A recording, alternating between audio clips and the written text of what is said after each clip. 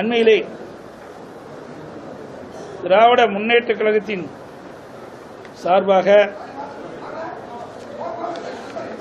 திரு கலைஞர் நூற்றாண்டு விழாவை முன்னிட்டு நாணய வெளியீட்டு விழா நடைபெற்றது சென்னையிலே. அந்த நூற்றாண்டு விழாவிலே பாரதிய ஜனதா கட்சியைச் சேர்ந்த மூத்த மத்திய அமைச்சர் கலந்து கொண்டார்கள். அந்த நாணய வெளியீட்டு விழாவிலே பாரதிய ஜனதா கட்சியைச் சேர்ந்த மாநில தலைவர், தமிழ்நாட்டைச் சேர்ந்த மத்திய அமைச்சர் ஒருவர், இன்னும் சில பாரதிய ஜனதா கட்சியினுடைய தலைவர்கள் கலந்து கொண்டார்கள் இந்த நிகழ்ச்சியிலே. ஆனால் திராவிட முன்னேற்ற கழகம் இந்திய கூட்டணியில் அங்கம் வைக்கின்றது. அந்த இந்திய கூட்டணியில் அங்கம் வைக்கின்ற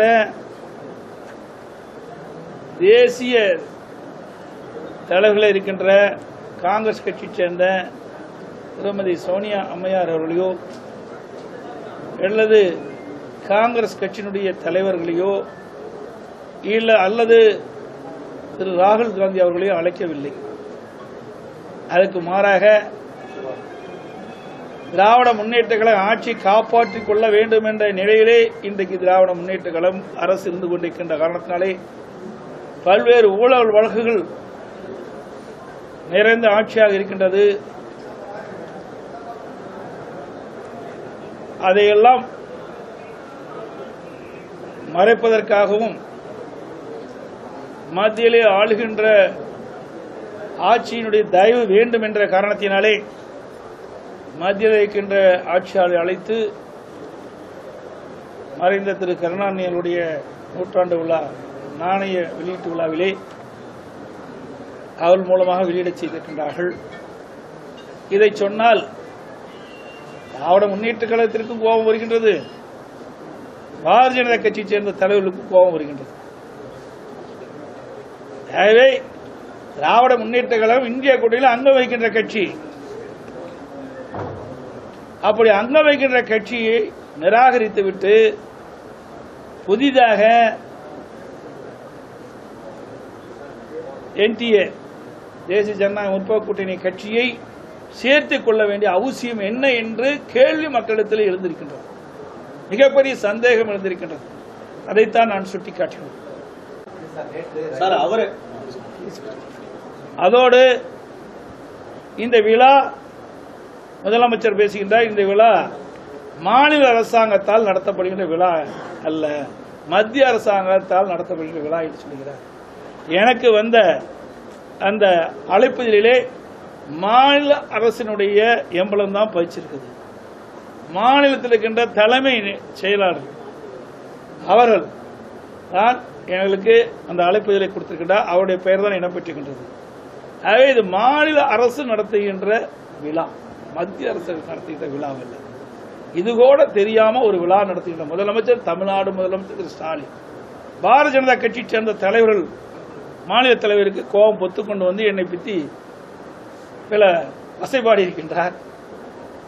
ஏதோ மத்தியிலே இருந்து ஆட்சியாளர் வந்து இந்த நாணயத்தை வெளியிட்டால்தான் அதுக்கு அவர்களுக்கு புகழ் கிடைக்கும் என்ற ஒரு தோரணையிலே பேசியிருக்கின்றார். நான் கருத்தை சொல்கின்ற பொழுது ஊடகத்தின் வாயிலாக, பத்திரிகையின் வாயிலாக சொல்கின்ற பொழுது, பொன்மனச்செம்மல் புரட்சித் தலைவர் எம்ஜிஆருடைய நூற்றாண்டு விழா வந்த பொழுது அவருக்கு சிறப்பு செய்கின்ற விதமாக, புகழ் சேர்க்கின்ற விதமாக நாங்களும் நாணயம் வெளியிட்டோம். அப்பொழுது நாங்களே அனைத்து இந்திய அண்ணா திராவிட முன்னேற்ற கழக தொண்டன் என்ற முறையிலும் முதலமைச்சர் என்ற முறையிலும் நான் வெளியிட்டேன். அதை பற்றி சிறுமைப்படுத்தி பேசியிருக்கின்றார் பாரதிய ஜனதா கட்சியுடைய தலைவர். ஏதோ மத்தியிலே இருக்கின்ற ஆட்சியாளர் வந்து வெளியிட்டால் தான் புரட்சித் தலைவர் எம்ஜிஆருக்கு புகழ் கிடைக்கும் என்ற தோரையிலே பேசியிருக்கின்றார். அது சிறுபிள்ளைத்தனமானது. பொன்மனச்செம்மல் புரட்சித் தலைவர் எம்ஜிஆர் 1977 முதலமைச்சராக இருந்து பணியாற்றினார். 1980 முதலமைச்சராக இருந்து பணியாற்றினார். 1984 முதலமைச்சராக இருந்து பணியாற்றினார். ஆக வரலாறு தெரியாமல் இன்றைய பாரதிய ஜனதா கட்சி தலைவர் பேசுவது நிந்தையாக இருக்கின்றது. 1984 தான் இப்பொழுது இருக்கின்ற பாரதிய ஜனதா கட்சியுடைய தலைவர் பிறந்திருக்கிறார் என்றுதான் எனக்கு கிடைத்த தகவல்.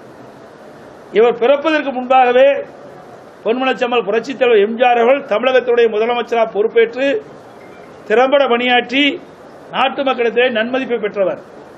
அவர் திரையுலகத்தில் இருக்கின்ற பொழுதே தனக்கென்று ஒரு முத்திரையை பதித்தவர்.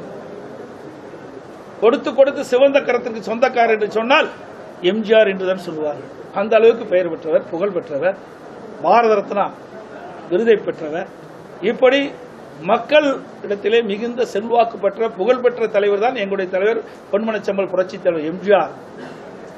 அந்த வரலாறு கூட தெரியாம நீங்க அதை வைத்துக் கொண்டு இன்றைக்கு தலகால் புரியாம ஆடிக்கொண்டிருக்கின்றார்.